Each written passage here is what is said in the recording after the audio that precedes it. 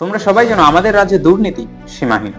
মধ্যপ্রদেশের বালাঘাট জেলা কিছুদিন আগে এখানে তৈরি হয়েছে নতুন 4 লেনের জাতীয় সড়ক, যার নাম হচ্ছে NH-543। সরকারি তথ্য অনুযায়ী এই প্রকল্পের পেছনে নাকি খরচ হয়েছে প্রায় 1600 কোটি টাকা। কিন্তু রাস্তা উদ্বোধনের 5 দিন আগেই রাস্তা ধসে পড়লো, ফাটল দেখা দিয়েছে পুরো হাইওয়েতে। এই ঘটনা সামনে আসতেই দেশ জুড়ে একটাই প্রশ্ন, এত টাকা গেল কোথায়? এই রোড ছিল ভারতমালা প্রকল্পের আওতাভুক্ত, নির্মাণ করেছে KPCL ইনফ্রা, তত্ত্বাবধানে ছিল NHAI। এই রাস্তা মূলত বালাঘাট থেকে গোয়েন্দা পর্যন্ত প্রায় 48 কিলোমিটার লম্বা। সরকার বলছে উন্নয়নের পথ, কিন্তু এখন মানুষ বলছে এই উন্নয়ন ঘুষে বাঁধা। স্থানীয় লোকেরা বলছেন, রাস্তা বানানোর সময় আমরা দেখেছি নিম্নমানের কংক্রিট, ফাটল ধরা বিটুমিন আর জোড়াতালি দিয়েই ঢালাই। এটাকে কি দেখে মনে হচ্ছে সেই 1600 কোটি টাকার রাস্তা? NHAI বলছে এই অঞ্চলে নাকি 642% বেশি বৃষ্টিপাত হয়েছে, তার জন্য রাস্তা ধসে পড়ছে।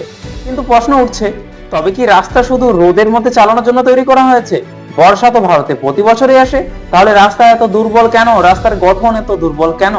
1600 কোটি টাকা মানে একটা রাজ্যের স্বাস্থ্য ব্যবস্থা বদলে দেওয়া যেত, কিন্তু এখানে সেই টাকা গেল কোথায়?